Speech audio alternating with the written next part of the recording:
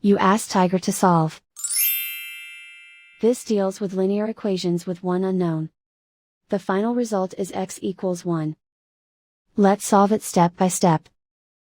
Group all constants on the right side of the equation. Add 13 to both sides. Simplify the arithmetic.